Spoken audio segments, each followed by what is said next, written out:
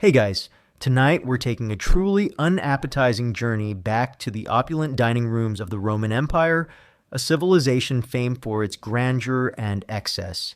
But forget the romanticized images of elegant feasts and sophisticated gatherings. You're about to discover why Roman banquets were an awful, gluttonous ordeal, a relentless marathon of bizarre foods, forced indulgence, and uncomfortable social maneuvering that often left guests physically sick and psychologically drained. This wasn't about culinary delight or relaxed conversation. It was a grueling test of endurance, status, and social climbing. Frankly, you probably wouldn't survive the first course without longing for a simple bowl of porridge, let alone an entire night of this ordeal.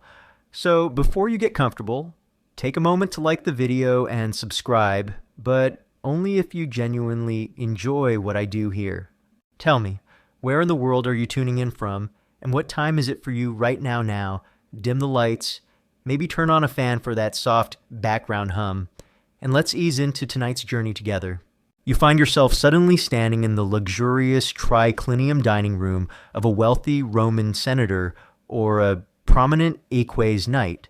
Perhaps in Rome itself, around the 1st or 2nd century CE, the air is thick with the cloying scent of exotic perfumes, rich spices, and the heavy aroma of roasted meats.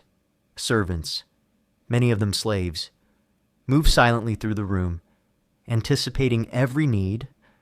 The walls are adorned with vibrant frescoes, and the floors gleam with intricate mosaics.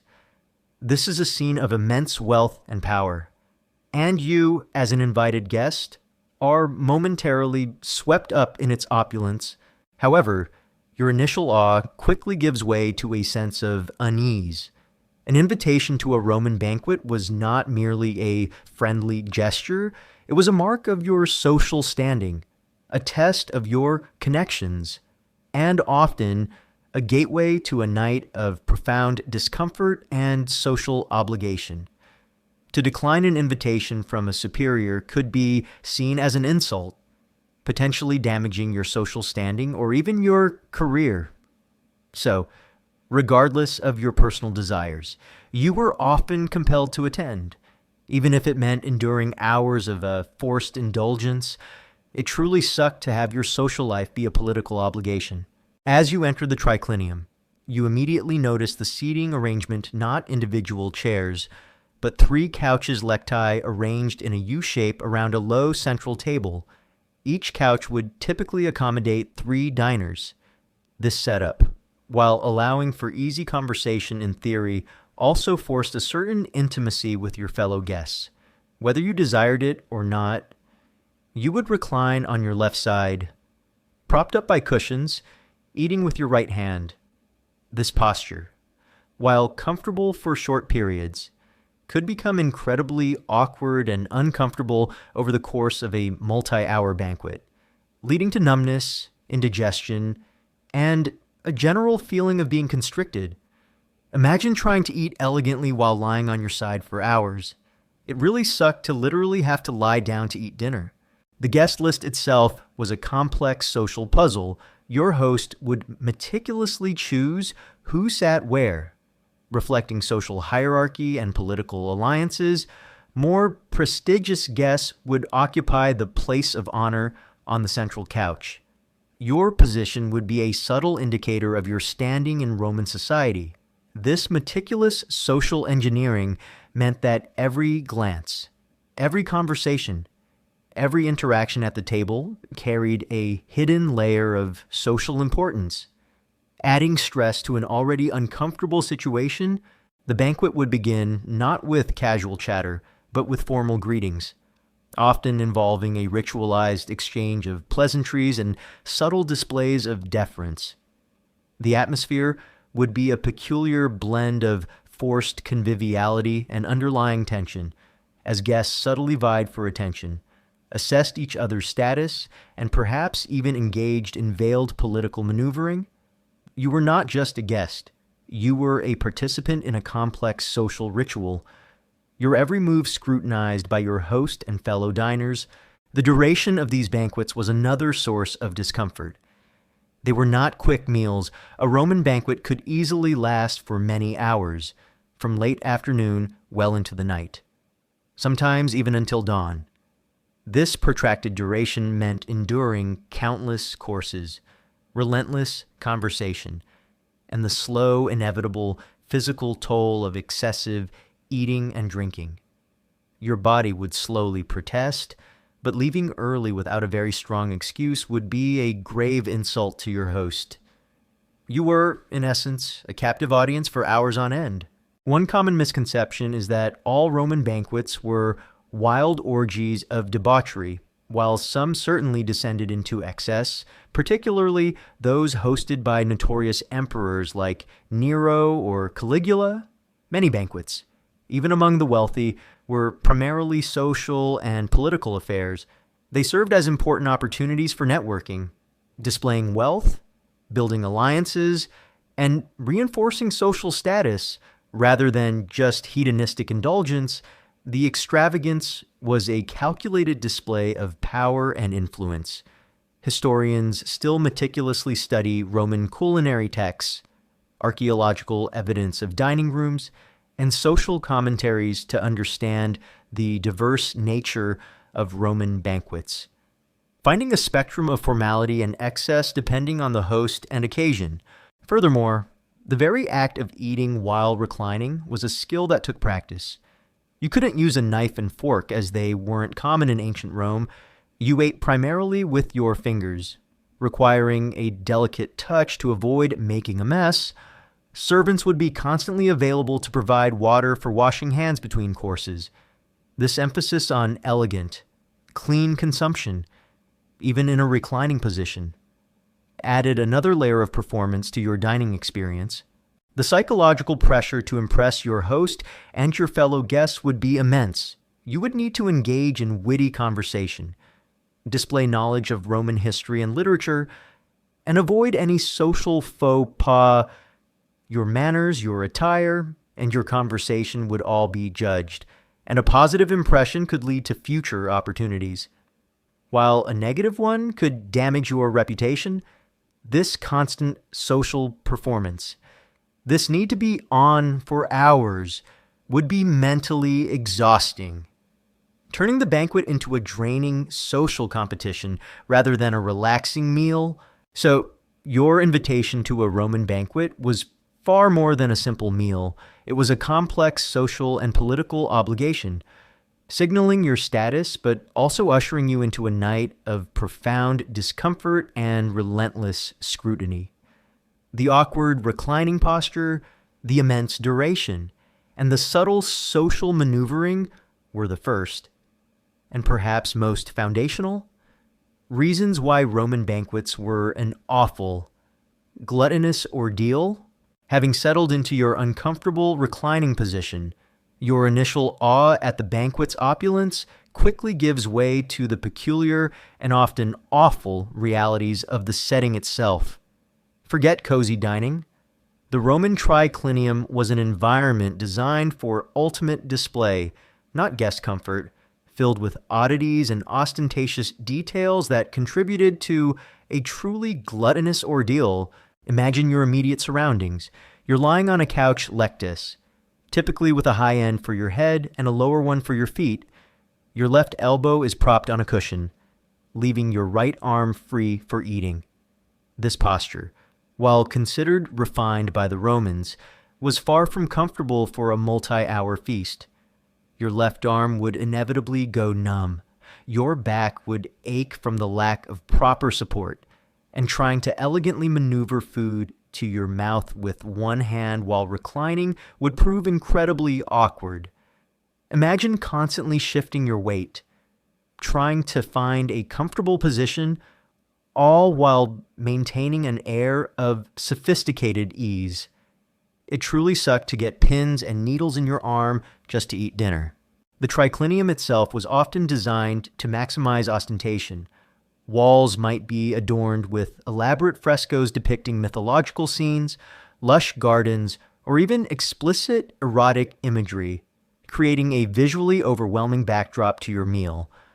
The floors would gleam with intricate mosaics, often depicting scenes related to food, wine, or the sea. Designed to impress but hardly comfortable for bare feet as footwear might be removed. The air, thick with the cloying scent of exotic perfumes and rich spices, could quickly become heavy and stifling in a room packed with people. Especially as the night wore on and the charcoal braziers for warmth or cooking consumed oxygen, lighting would typically come from oil lamps, casting a flickering, smoky glow that danced across the room. While atmospheric, this dim illumination could also strain your eyes, making it harder to discern details of the food or the expressions on your fellow guests' faces. The smoke from the lamps, combined with cooking fumes and the general effluvia of unwashed bodies despite Roman hygiene. A large gathering could get ripe, would contribute to an increasingly oppressive atmosphere. The focus of the setting was often on displaying the host's wealth and status, sometimes to an absurd degree. This wasn't just about elegant decor, it was about showcasing rare and expensive materials.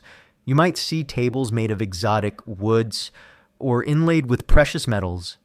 Dishes would be made of silver, gold, or intricately carved glass, piled high with food, even the quality of the cushions you reclined on, or the fabrics draped around the couches, would be a subtle indicator of the host's immense riches.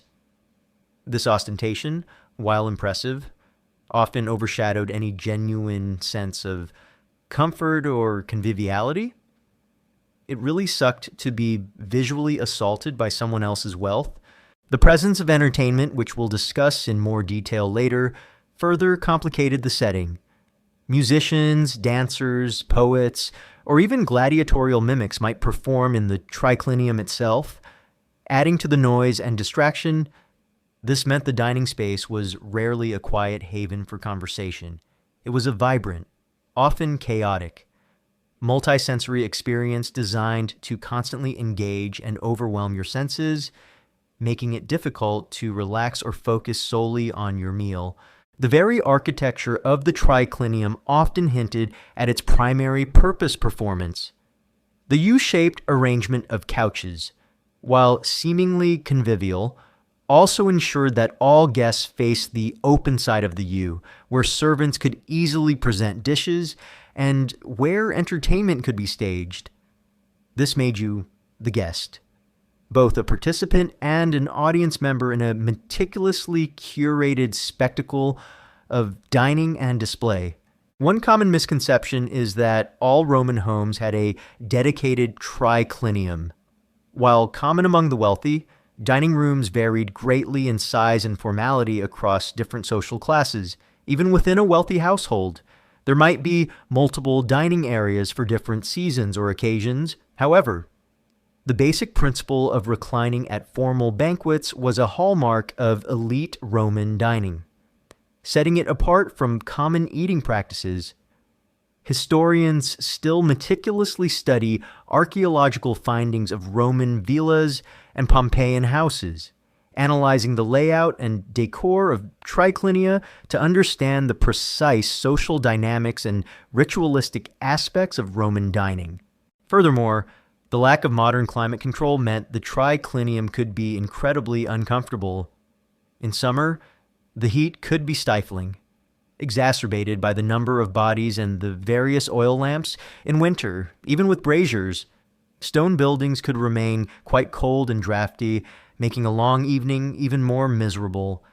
Your physical comfort was secondary to the grand display. The pervasive presence of servants and slaves also contributed to the peculiar atmosphere, while their silence and efficiency were designed to enhance the guest's experience. Their constant, watchful presence could also create an underlying tension. You were never truly alone, never truly free from observation. Your every action subtly judged by those who waited on you. This constant surveillance, however discreet, chipped away at any genuine sense of relaxation or intimacy. So, Having received your coveted invitation, the physical setting of a Roman banquet quickly revealed itself as a peculiar and often awful ordeal. The uncomfortable reclining posture, the overwhelming opulence, the stifling atmosphere, and the pervasive sensory assault combined to create an environment designed for display rather than comfort, turning your meal into a grueling test of endurance amidst an ostentatious and sometimes nauseating spectacle of wealth. Having settled into the peculiar discomfort of the triclinium, your senses were then assaulted by the main event, the food. Forget delicious. Well-balanced meals, Roman banquets were a gluttonous parade of exotic, excessive, and often bizarre dishes designed for shock value over taste, turning your dining experience into a truly awful and often nauseating ordeal. Imagine the sheer volume. A Roman banquet, especially one thrown by a wealthy host, consisted of not just a few courses, but a seemingly endless procession of dishes.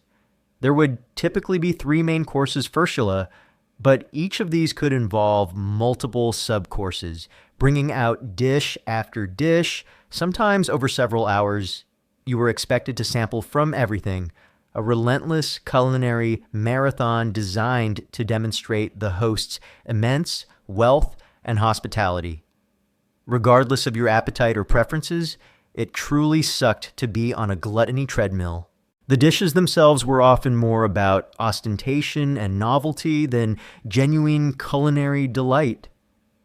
Roman chefs would go to extreme lengths to create bizarre and visually startling presentations, often sacrificing taste for spectacle. Imagine being presented with roast boar stuffed with live thrushes. The birds would apparently fly out when the boar was carved. A delightful surprise? Dormice stuffed with nuts and honey, a common delicacy. But imagine eating plump, roasted rodents. Flamingo tongues or peacock brains, incredibly rare and expensive. These were served purely to show off the host's vast resources and exotic tastes. Fake eggs made from pastry, filled with spiced fig peckers. A visual trick designed to amuse and impress. So's udder often stuffed. A dish considered a delicacy, but perhaps less appealing to modern palates. These were not isolated examples. The pursuit of novelty led to a bewildering array of strange and often grotesque combinations, designed to shock and awe rather than simply taste good. The flavors could be intense and clashing, heavily spiced with imported pepper, cumin, coriander, and silphium, a prized herb, now extinct, often mixed with garum, a pungent fermented fish sauce that was ubiquitous in Roman cooking. Imagine trying to appreciate these dishes while your stomach churned from the sheer excess and the peculiar combinations of flavors. It really sucked when dinner was a gross-out show. The emphasis was on quantity and excess. Dishes would be piled high, overflowing from platters, far more than any human could reasonably consume. The goal was to demonstrate such abundance that waste was inevitable and even desirable, signaling boundless wealth. You were subtly, or not so subtly, encouraged to eat far beyond satiety, a relentless push towards gluttony that often left you feeling physically ill. The sheer lack of culinary hygiene by modern standards also made the food potentially unappetizing, if not outright dangerous. Without refrigeration, food spoilage was common. Meats might be heavily spiced to mask a slightly off flavor, or sauces used to disguise ingredients that were past their prime. While Romans valued fresh ingredients, the complexities of transporting exotic animals or preparing massive feasts meant food safety was often secondary to presentation. You were literally gambling with your digestion with every bite, risking anything from indigestion to severe food poisoning. The very act of eating was messy. As previously noted, you ate primarily with your fingers, using only spoons for liquids. This meant your hands would quickly become greasy and sticky. While servants would provide water for hand washing between courses, The process was inherently less refined than modern dining, and the sheer volume of food meant a constant battle to remain somewhat clean. Imagine your hands perpetually covered in sauces and grease, unable to fully clean yourself between handfuls of rich, strange food. It really sucked to eat like an animal. One common misconception is that all Romans, regardless of class, regularly indulged in such extravagant banquets.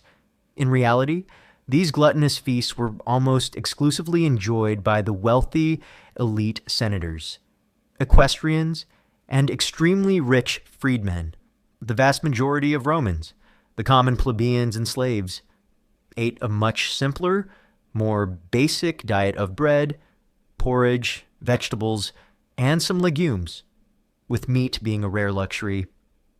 The elaborate banquets were a stark display of social stratification, a world utterly divorced from the daily reality of most Roman citizens.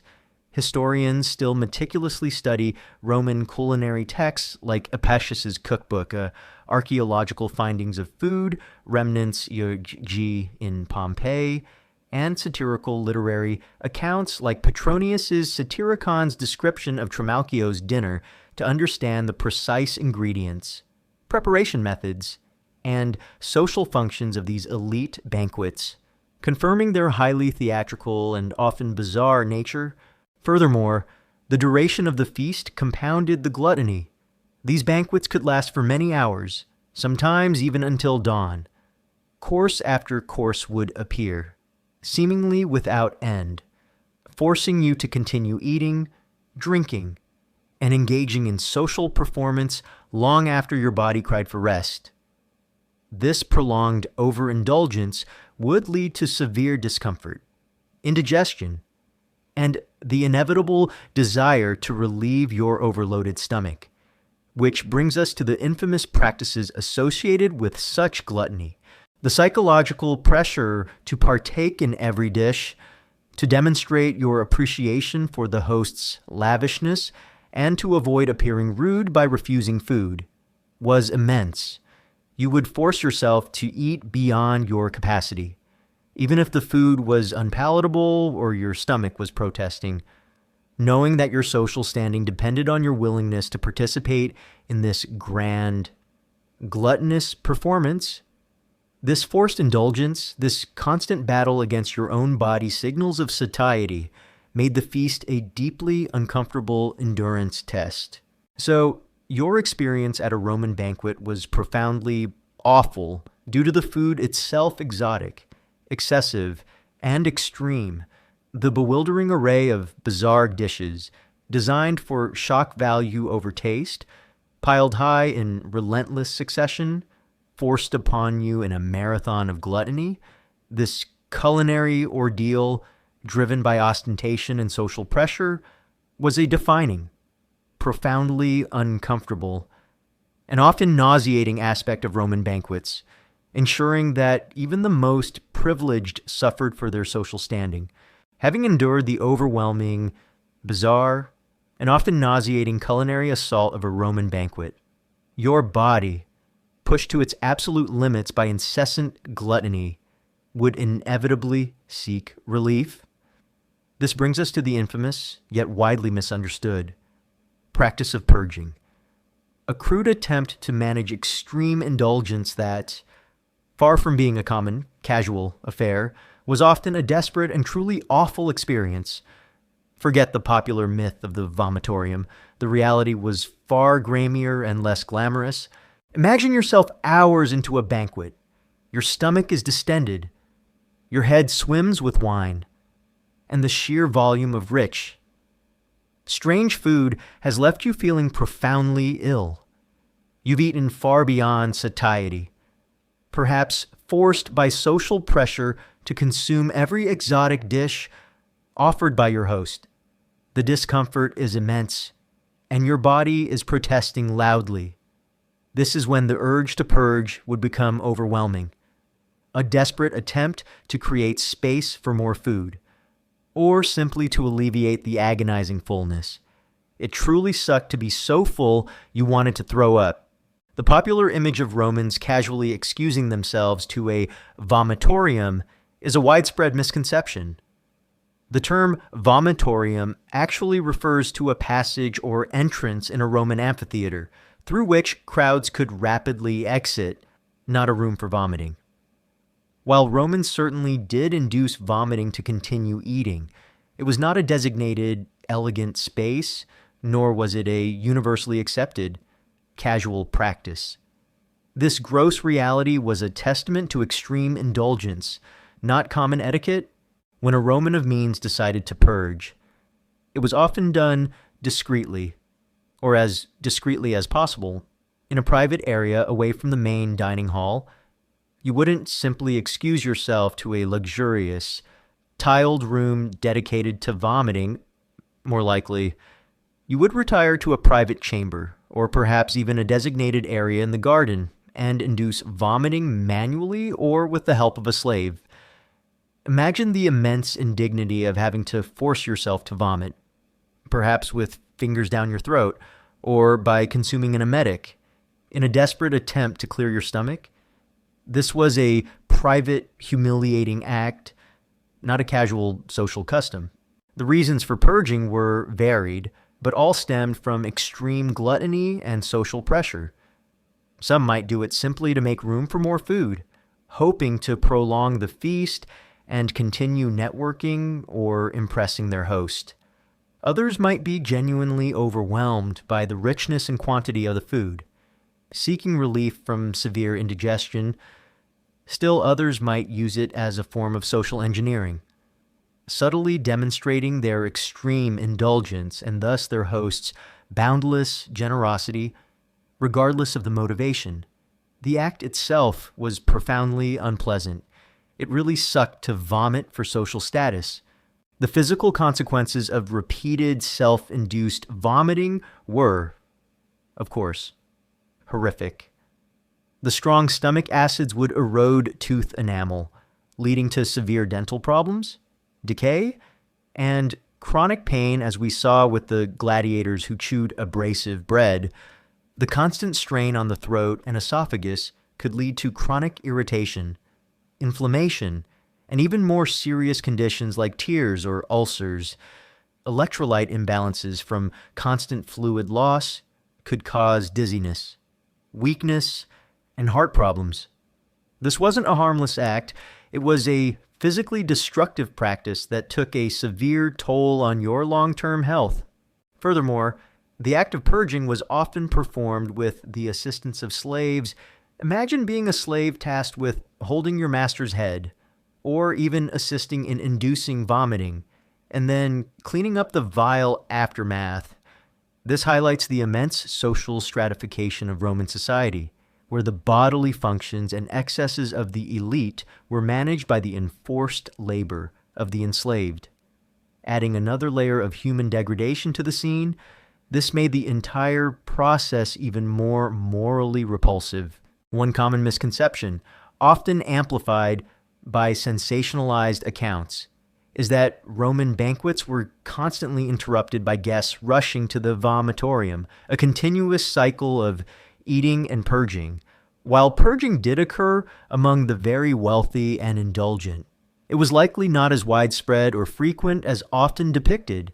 It was an extreme act, employed by individuals seeking to prolong their indulgence or alleviate severe discomfort, rather than a casual social norm for all banquet attendees. Roman authors, like Seneca, often criticized such excessive behavior, indicating it was viewed as a sign of extreme debauchery, not refined etiquette.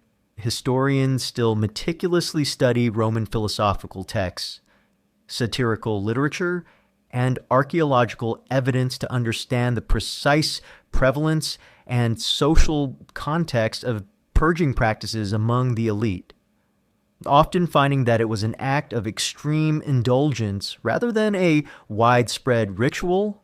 The psychological toll of such behavior cannot be overstated. Engaging in repeated self-induced vomiting would lead to feelings of shame, self-loathing, and profound physical discomfort. The very pursuit of pleasure through extreme gluttony would become a source of physical pain and internal degradation, transforming the banquet from a celebratory event into a punishing ordeal. This constant battle against your own body's limits, driven by social expectations and personal indulgence, chipped away at your dignity. The aftermath of such an evening would be a profound sense of physical misery. Your throat would be raw, your stomach aching, your head pounding from the combination of overeating, excessive drinking, and the physical act of purging. You would wake up feeling utterly depleted, your body protesting the previous night's excesses, only to face the social demands of another day. The fun of the banquet would be paid for with immense physical and emotional suffering. So, while the myth of the vomitorium has endured, the reality of Roman purging practices was far from glamorous. It was a desperate, often humiliating, and physically destructive act, undertaken to cope with extreme gluttony or to prolong social performance. This crude attempt to manage excess, with its brutal physical consequences and its reliance on the degradation of slaves, was a defining, profoundly awful aspect of Roman banquets, ensuring that the pursuit of pleasure often led to profound physical and personal misery. Even as you endured the overwhelming, bizarre, and often nauseating culinary assault of a Roman banquet, your body, pushed to its absolute limits by incessant gluttony, would inevitably seek relief. This brings us to the infamous, yet widely misunderstood, practice of purging, a crude attempt to manage extreme indulgence that, far from being a common, casual affair, was often a desperate and truly awful experience. Forget the popular myth of the vomitorium. The reality was far grimier and less glamorous. Imagine yourself hours into a banquet. Your stomach is distended. Your head swims with wine, and the sheer volume of rich, strange food has left you feeling profoundly ill. You've eaten far beyond satiety, perhaps forced by social pressure to consume every exotic dish offered by your host.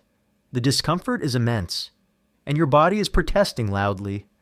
This is when the urge to purge would become overwhelming, a desperate attempt to create space for more food or simply to alleviate the agonizing fullness. It truly sucked to be so full you wanted to throw up.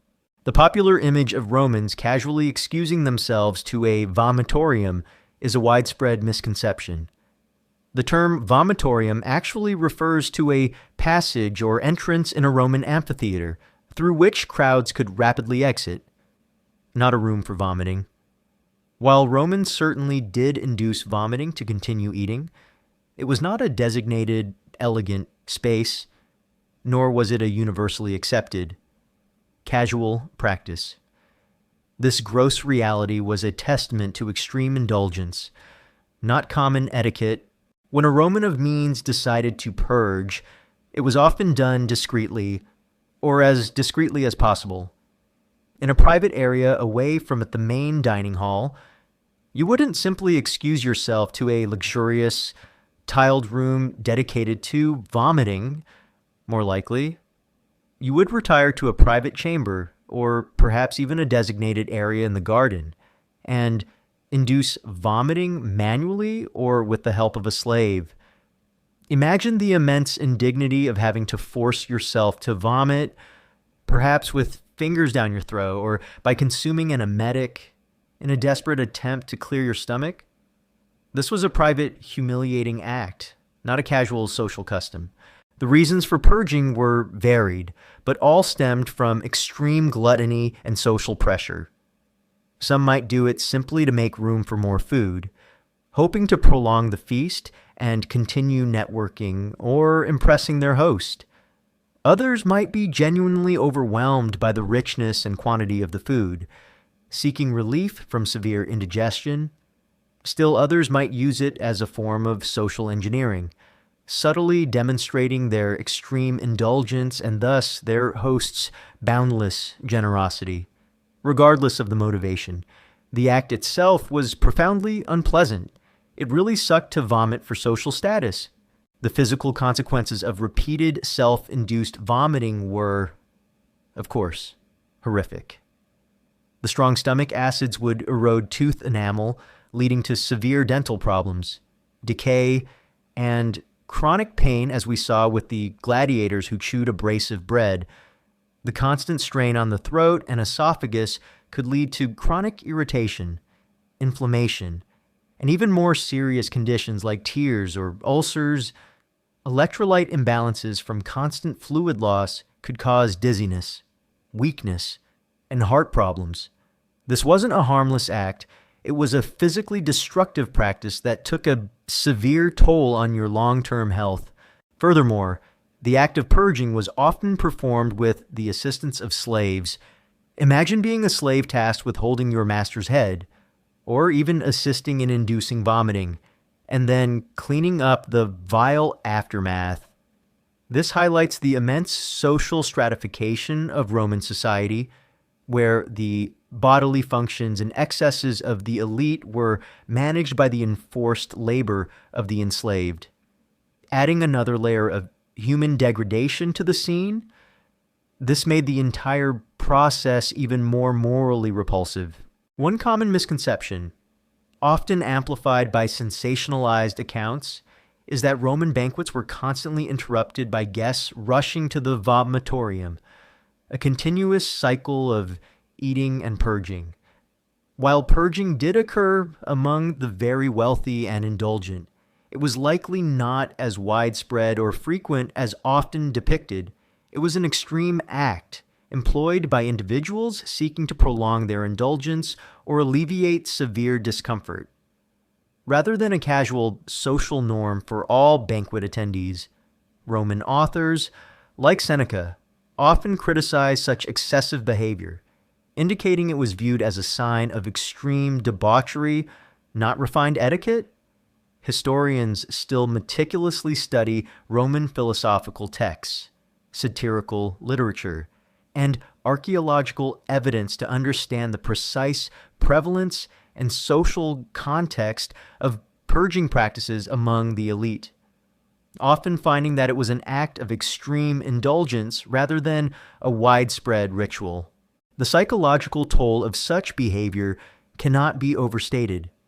Engaging in repeated self-induced vomiting would lead to feelings of shame, self-loathing, and profound physical discomfort. The very pursuit of pleasure through extreme gluttony would become a source of physical pain and internal degradation, transforming the banquet from a celebratory event into a punishing ordeal. This constant battle against your own body's limits, driven by social expectations and personal indulgence, chipped away at your dignity.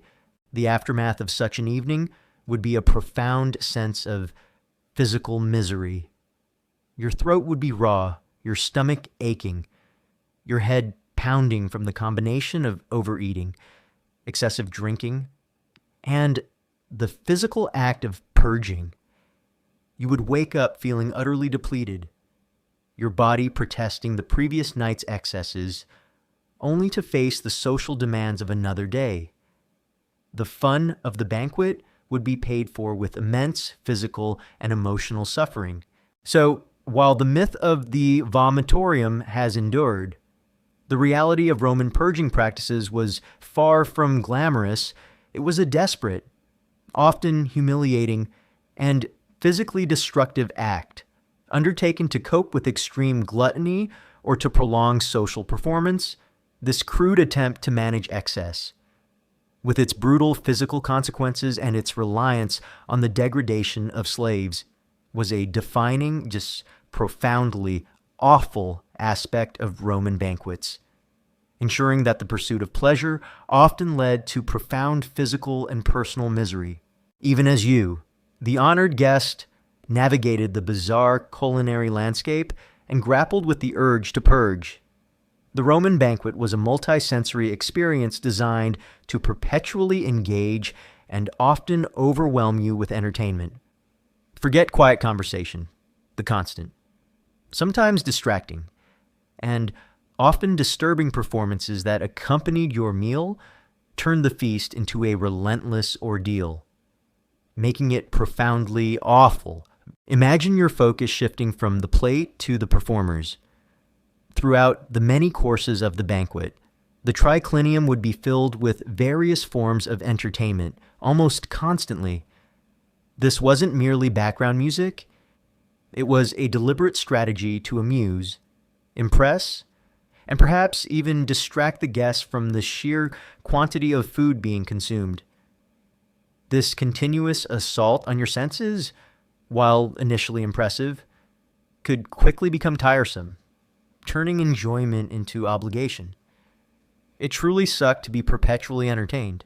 The forms of entertainment were diverse and often reflected the host's wealth and taste, ranging from the refined to the utterly vulgar, musicians and dancers, flute players, tibicines, lyre players, and professional dancers would perform, often accompanying the meal with background melodies or more elaborate, choreographed routines.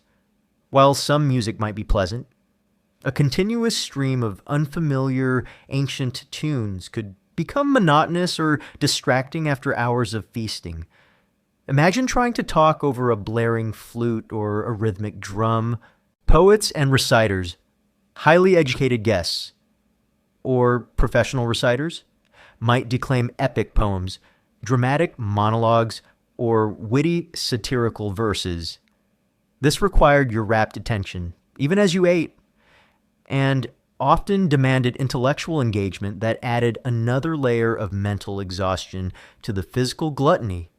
Imagine trying to digest a whole roasted peacock while simultaneously analyzing complex Latin poetry. Acrobats and jugglers. Performers might execute daring acrobatic feats, contortions, or intricate juggling acts, sometimes even with fire, right within the dining room. These spectacles were designed to amaze and thrill, but their constant movement and potential for danger could be distracting and unsettling, especially in the confined space of the triclinium. It really sucked to fear a juggling mishap while trying to eat. Comedians and mimes, actors and mimes would perform short comedic sketches, often involving body humor, slapstick, or satirical portrayals of contemporary figures. While some might be genuinely amusing, the humor could also be crude, repetitive, or even insulting, depending on the host's preferences. Exotic animal displays. For the most extravagant hosts, banquets might feature live animal displays. Imagine a small monkey performing tricks, or even more disturbing, exotic birds flying around the room. These living props were designed for shock value and to demonstrate the host's vast resources, turning the dining room into a bazaar, temporary menagerie, gladiatorial mock combat, or pantomimes, in particularly extravagant or vulgar banquets. Hosts might even feature performances mimicking gladiatorial combat or elaborate pantomimes with armed actors. While not real fetes, these would involve loud clashing of weapons, simulated violence, and the presence of armed men in the dining area, creating a disturbing undertone of brutality amidst the feasting. Imagine the unnerving sight of mock combatants dying just feet from your reclining couch. As you pick at a roasted dormouse, it really sucked to have your dinner show be a death play. This continuous stream of entertainment, while a hallmark of Roman elite banquets, served to overwhelm the senses and prevent any moments of quiet reflection. It was a form of relentless stimulation, ensuring guests were constantly amused and distracted, and perhaps less aware of the sheer volume of food and wine they were consuming. The aim was to create an atmosphere of constant sensory engagement, making the banquet a multifaceted performance rather than a simple meal. The very choice of entertainment could also be a subtle form of social display or intimidation. A host might bring in a particularly famous or notorious performer, or stage an unusually extravagant act. To subtly impress or outdo rival guests, this turned the entertainment itself into another arena for social maneuvering and competition. Adding to the underlying tension of the banquet, one common misconception is that all Roman entertainment was sophisticated and refined. While classical Roman culture produced great art and literature, the popular entertainment at banquets, especially those focused on excess, could often be quite vulgar, crude, or violent, reflecting the diverse tastes of the Roman elite. The line between high culture and low spectacle was often blurred, and hosts often mixed intellectual performances with purely visceral ones to appeal to a wide range of guest preferences. Historians still meticulously study Roman literary accounts like Horace's satires or Juvenal's lampoons of gluttony, archaeological findings of dining room layouts, and artistic depictions of banquets to understand the precise nature and social function of different types of entertainment at Roman feasts. Confirming the blend of sophistication and occasional vulgarity. Furthermore, the noise and distraction from the entertainment made genuine conversation incredibly difficult. You would have to shout to be heard over the music or performances, or resort to simple gestures. This hampered any attempts at deep philosophical discussion or serious political networking, reducing conversation to superficial pleasantries or strained shouting matches. Your attempts to engage meaningfully with fellow guests would be constantly interrupted, adding to the overall frustration of the evening. The physical strain of trying to watch performances while reclining, constantly shifting your body, would also contribute to your discomfort. Your neck would crane, your back would ache, and your eyes would tire from following the rapid movements of acrobats or dancers in the dim, flickering light. This continuous demand on your physical presence, even as a passive observer, added another layer of misery to your long evening. So your experience at a Roman banquet was profoundly awful due to the relentless, pervasive entertainment. The constant stream of musicians, dancers, poets, and bizarre spectacles created an overwhelming sensory assault, turning the feast into a distracting, often disturbing, and physically exhausting performance. This continuous demand on your attention, overriding any hope for quiet conversation or genuine relaxation, was a defining, profoundly uncomfortable aspect of Roman banquets, ensuring that your pursuit of pleasure often led to profound physical and mental exhaustion, even as you navigated the overwhelming entertainment and the bizarre culinary delights or horrors of a Roman banquet. Your evening was far from a relaxed social gathering. Instead, it was a relentless exercise in social grinding, a constant, exhausting performance of networking and subtle hypocrisy that made your presence profoundly awful. Imagine the pressure to make a good impression. You are at a feast hosted by a powerful Roman, perhaps a senator or an equestrian, whose favor could significantly impact your career, your legal standing, or your social aspirations. Every guest present is a potential ally, rival, or patron. Your primary goal is not just to enjoy the food, but to engage in strategic conversation, to display your wit, your knowledge, and your social graces. This was not a casual chat. It was a constant, calculated performance. It truly sucked to have to socialize with an agenda. The conversation would often revolve around topics of mutual interest to the elite: politics, military campaigns, recent legal cases, philosophy, and literature. You would be expected to contribute intelligently, to offer insightful opinions, and to demonstrate your education and refinement. Imagine trying to engage in witty banter and profound philosophical discourse, all while reclining awkwardly, dealing with the constant flow of bizarre food, and attempting to discreetly vomit if necessary. The mental gymnastics required were exhausting. You would also be constantly engaged in social maneuvering and subtle flattery. Your host, for instance, would expect effusive praise for his lavish banquet, his exquisite taste, and his generosity, regardless of how truly awful or uncomfortable the evening felt. Guests would subtly or not so subtly vie for the host's attention, attempting to secure invitations to future events or to gain his patronage. You might observe rival guests engaging in backbiting or veiled insults, attempting to undermine each other's standing, forcing you to navigate these treacherous social currents with extreme caution. It really sucked to be a professional flatterer. The very act of reclining and eating with your fingers added another layer of social anxiety. While it was the accepted custom, it demanded a certain level of elegance and control to avoid making a mess. A clumsy move, a dropped piece of food, or an unseemly slurping sound could be a social faux pas, attracting disapproving glances and subtly damaging your reputation. You were always aware of being watched, your every action subtly judged by your peers. Beyond the dinner table, a Roman banquet often served as a crucial space for political networking and alliance building. Important deals might be struck in hushed whispers.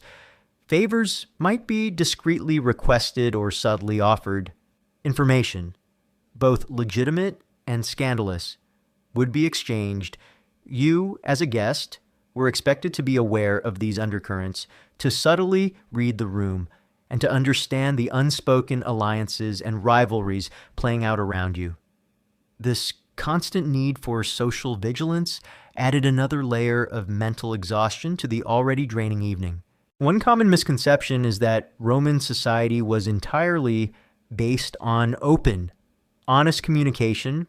In reality, Roman social interactions, particularly among the elite, were often characterized by elaborate etiquette, indirect communication, and a pervasive emphasis on appearances, dignitas, and gravitas. Banquets, while outwardly convivial, were often arenas for subtle social competition and political maneuvering, where true intentions were rarely openly expressed. Historians still meticulously study Roman rhetorical treatises, personal letters, and satirical literature to understand the complex and often indirect forms of social interaction and persuasion used by the Roman elite, revealing a highly performative and often hypocritical social landscape. Furthermore, the presence of slaves during these social interactions added a chilling dimension to the hypocrisy. You would be engaging in refined conversation, debating philosophy, or discussing the intricacies of Roman law, all while thousands of enslaved individuals silently served your every need, their dehumanization implicitly underpinning the very luxury you enjoyed. This stark contrast between your elevated discourse and the invisible suffering of the enslaved staff was a pervasive, unspoken truth, adding a layer of moral discomfort to the social grinding. The duration of the banquet compounded the exhaustion of social maneuvering. Hours of forced conversation, continuous flattery, and relentless networking, all while battling physical discomfort and the effects of excessive eating and drinking, would leave you utterly drained. The smiles would become harder to maintain, the witty remarks more strained, and the desire for the evening to end would become almost unbearable. Your social success came at a profound personal cost. The pressure to be seen and to be seen with the right people was immense. Roman society was highly hierarchical, and gaining patronage from a powerful individual was crucial for social and political advancement. A banquet was an opportunity to showcase yourself, to demonstrate your worthiness for patronage, and to solidify your place in the intricate network of Roman elite society. This constant need to perform and impress transformed the banquet from a social gathering into a draining, high-stakes competition. So Your experience at a Roman banquet was profoundly awful due to the relentless social grinding. It was a constant performance of networking, flattery, and strategic conversation, all under the scrutinizing gaze of your peers and the expectation of your host. This pervasive social maneuvering, coupled with the physical discomfort and the sheer duration of the event, made Roman banquets a truly exhausting and profoundly uncomfortable ordeal, ensuring that your pursuit of status came at the cost of genuine human connection and personal peace. Even as you, the privileged Roman guest, reclined awkwardly, endured strange foods, and engaged in exhausting social grinding. The true human cost of the Roman banquet lay in the shadows, the immense, unseen, and often brutal toil of the servants. Forget the glamour of the feast. The seamless experience of the guests was built entirely on the relentless, dehumanizing labor of an enslaved workforce, making your indulgence profoundly awful. Imagine the immense scale of the unseen activity happening around you, just beyond your line of sight. For every few guests reclining in the triclinium, there were dozens, perhaps hundreds, of slaves meticulously preparing, serving, and cleaning. These individuals were the silent engine of the banquet, their lives utterly consumed by the endless demands of their masters' extravagant displays. Their suffering was deliberately kept invisible, ensuring the guests' uninterrupted pleasure. It truly sucked to be a human prop for someone else's party. The preparation of the food began days, sometimes weeks, before the banquet itself. Slaves would be tasked with sourcing exotic ingredients from across the empire, raising specialized animals like dormice or peacocks, and preparing elaborate, multi-course meals. This involved endless hours of butchering, chopping, grinding, and cooking, often in hot, smoky, and unsanitary kitchens.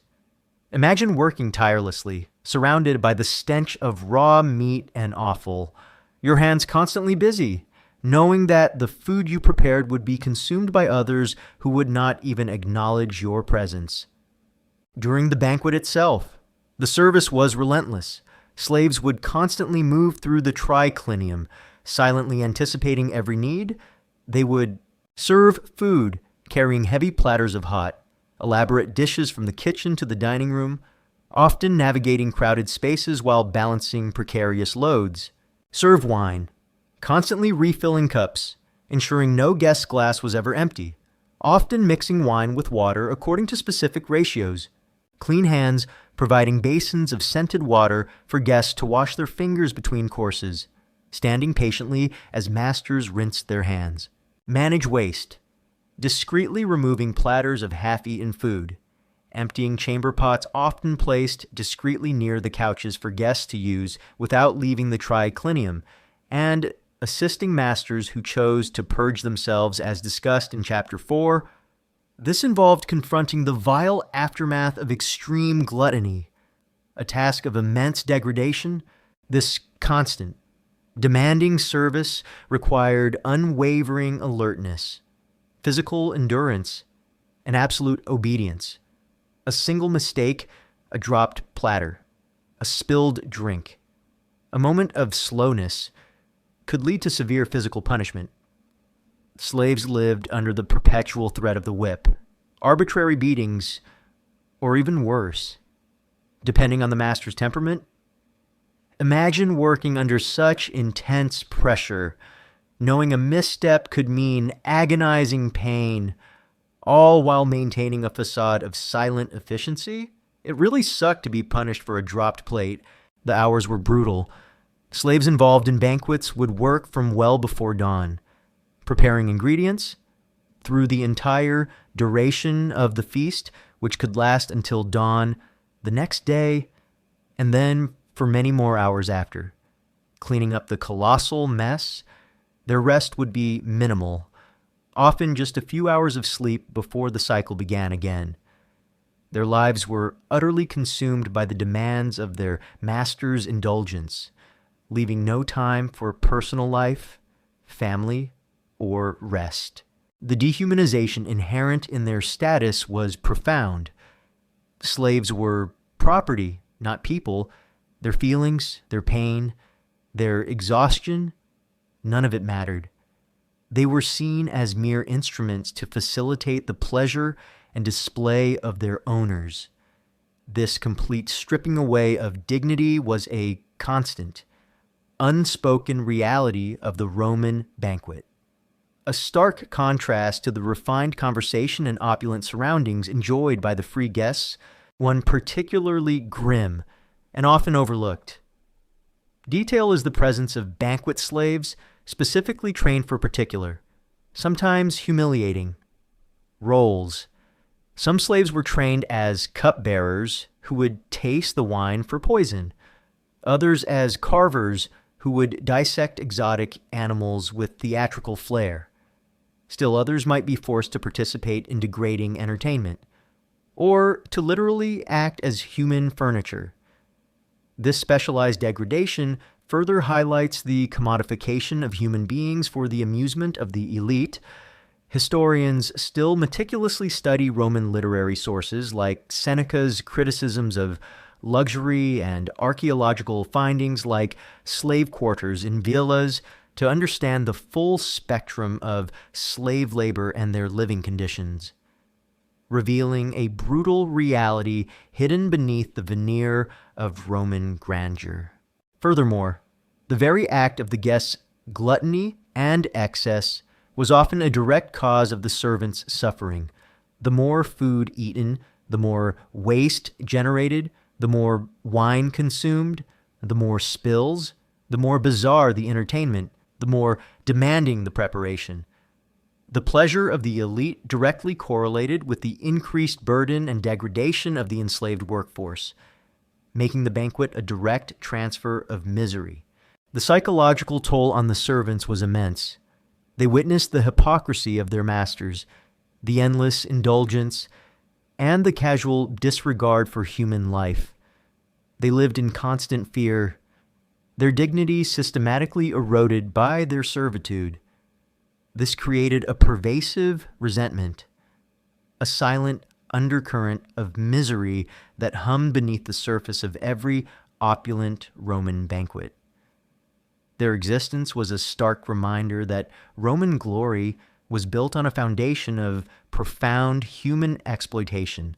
So, while you, the Roman guest, endured a physically awful and often uncomfortable ordeal, the true cost of the banquet lay hidden in the relentless, brutal toil of the servants. Their lives were consumed by endless preparation, grueling service, and constant fear, ensuring that the spectacle of Roman opulence was built on a foundation of profound human degradation. This unseen, unacknowledged suffering was a defining, profoundly miserable aspect of Roman banquets, ensuring that pleasure for the few came at the ultimate cost for the many, even as your senses reeled from the opulent displays and your conscience grappled with the unseen toil of the servants. Your presence at a Roman banquet would inevitably lead to a brutal morning after. Forget waking refreshed. The relentless gluttony and indulgence of the previous night would inflict a severe physical and psychological toll, leaving you in a state of sickness, shame, and regret. This unpleasant aftermath made Roman banquets profoundly awful. Imagine waking up the morning after a lavish Roman banquet. Your head is pounding with an excruciating headache, a direct consequence of the excessive wine consumption. Your mouth is dry, your throat raw, and your stomach churns with a profound sense of nausea. You might experience violent vomiting, a continuation of the purging you might have attempted as discussed in Chapter 4, as your body desperately tries to expel the immense quantity of rich, strange food you consumed. This isn't just a simple hangover, it's a full-body rebellion against extreme indulgence, leaving you utterly depleted and miserable. It truly sucked to wake up feeling like death warmed over, Your entire body would ache. Your muscles would feel heavy and sluggish from the reclining posture and the sheer effort of eating and drinking for hours on end. Your digestion would be in chaos, plagued by indigestion, bloating, and perhaps diarrhea from the rich. Unusual and sometimes questionable food combinations. The constant exposure to a cacophony of sounds and a bewildering array of entertainment, as discussed in Chapter 6, would leave your senses overstimulated and exhausted, contributing to a profound sense of fatigue. You would feel physically and mentally drained, your body protesting the previous night's excesses. Beyond the physical discomfort, a sense of shame and regret would begin to creep in. You might recall moments of excessive indulgence, perhaps losing your composure, engaging in unseemly behavior, or making clumsy social faux pas in your drunken stupor. In a society that valued gravitas dignity and dignitas reputation, any such missteps at a prestigious banquet could damage your social standing or provide fodder for rivals' gossip. Imagine the chilling realization that your pursuit of pleasure might have jeopardized your career or social standing, leaving you with a profound sense of mortification. It really sucked to feel your reputation crumble along with your stomach. If you had purged yourself, the shame would be even more acute. This was a private act, however common among the most indulgent. The memory of forcing yourself to vomit or having a slave assist you in such a humiliating act would be a source of profound self-disgust.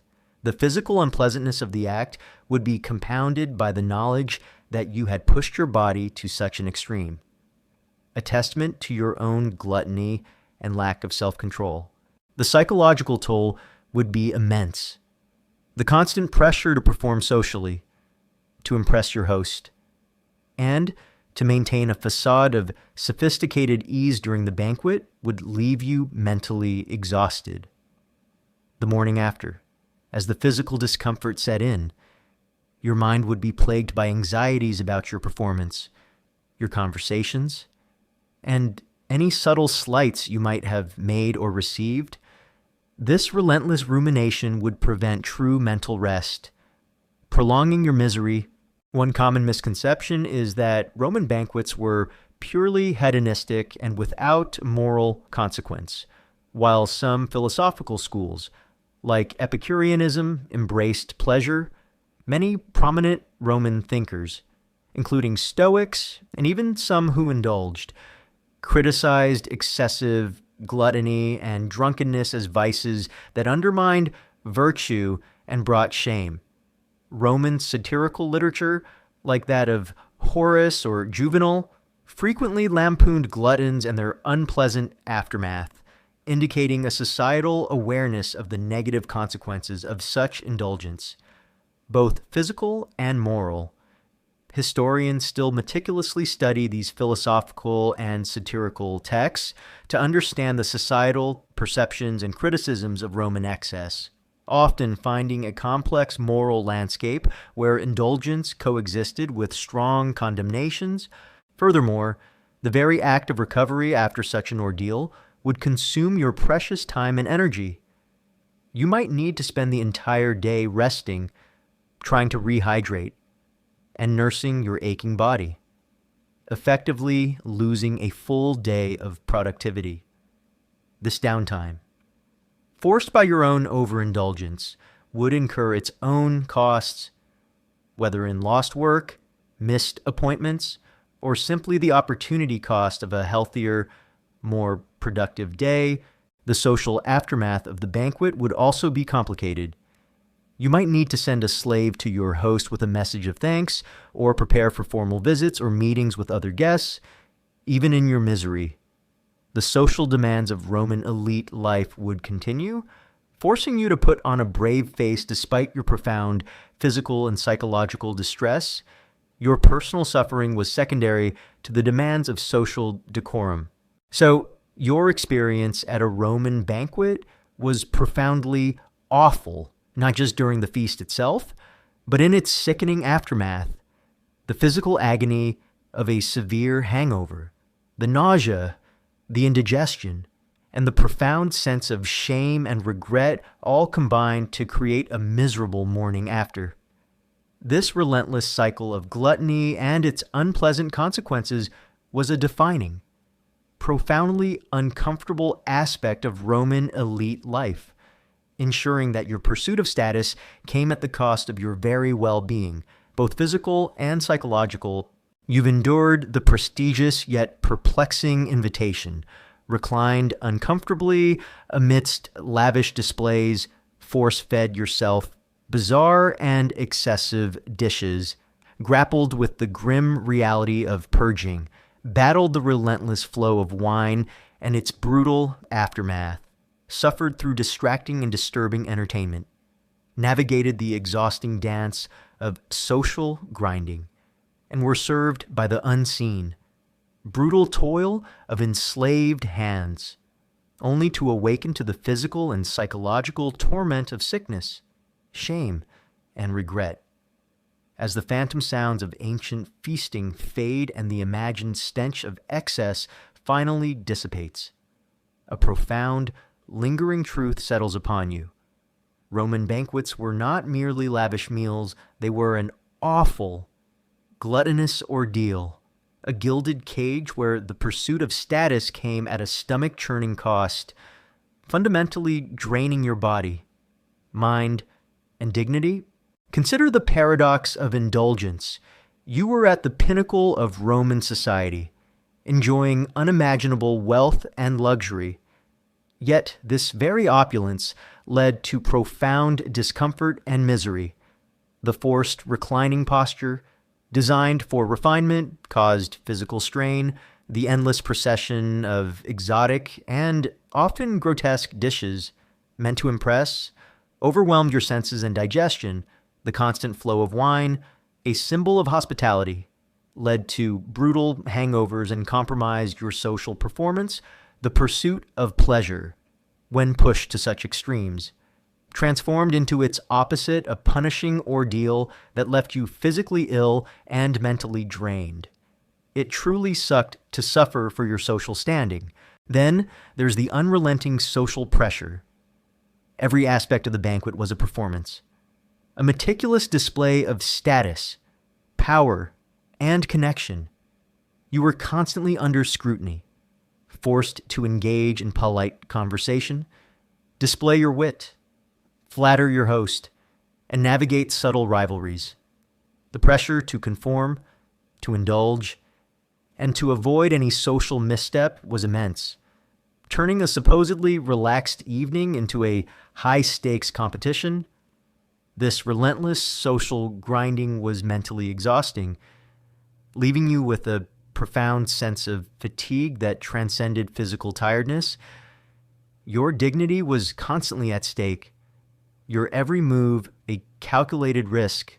The unseen human cost added a chilling moral dimension to your indulgence.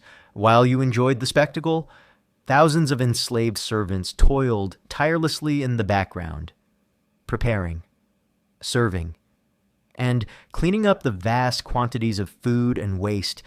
Their lives were consumed by your leisure, their bodies subjected to relentless labor and potential abuse, their dignity systematically stripped away.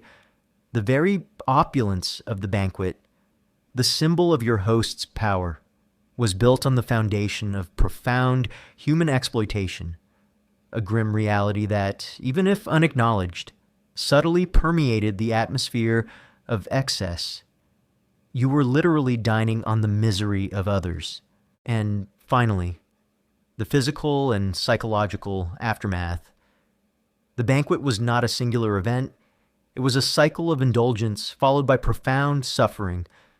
The morning after brought agonizing hangovers, nausea, indigestion, and overwhelming fatigue. The shame of overindulgence, of losing control, and of potential social missteps would linger, eroding your self-esteem. The pursuit of pleasure, when taken to such gluttonous extremes, ultimately led to a vicious cycle of physical pain and psychological regret, making the entire experience a truly awful ordeal. The concept of conspicuous consumption was a defining characteristic of Roman banquets. It wasn't just about enjoying wealth, but about displaying it, often in shocking and excessive ways, to reinforce social hierarchies and intimidate rivals. The more outlandish the food, the more extravagant the entertainment, the more prolonged the feasting, the greater the host's social power. This drive for conspicuous display pushed banquets into realms of culinary and social absurdity, making them truly gluttonous ordeals in the most literal sense. Historians still meticulously study the motivations behind Roman excess, often finding that social and political aspirations were far more influential than mere hedonism in driving the over-the-top nature of these feasts. Ultimately, your experience at a Roman banquet was a profound paradox. It offered a fleeting glimpse into immense wealth and power, a tantalizing taste of elite status, yet it came at a constant, awful, stomach-churning cost. It drained your body with forced indulgence, exhausted your mind with relentless social performance, and subtly tainted your soul with the knowledge of hidden suffering. The Roman banquet, for all its glittering allure, was a gilded cage, a grand spectacle of power and pleasure that was fundamentally an awful, gluttonous ordeal, ensuring that true enjoyment was lost amidst overwhelming excess. As you now drift into a deep, comforting sleep, let the distant murmurs of ancient revelry and the imagined stench of Roman excess finally fade into the quiet background of history. You are safe, warm, and comfortable, incredibly far removed from the brutal realities of ancient gluttony. May your dreams be peaceful, filled with the quiet certainty of well-being, moderation, and the profound comfort of choosing your own meals and your own company. A stark contrast to the awful and gluttonous truth we've explored tonight. And now, good night, and have sweet dream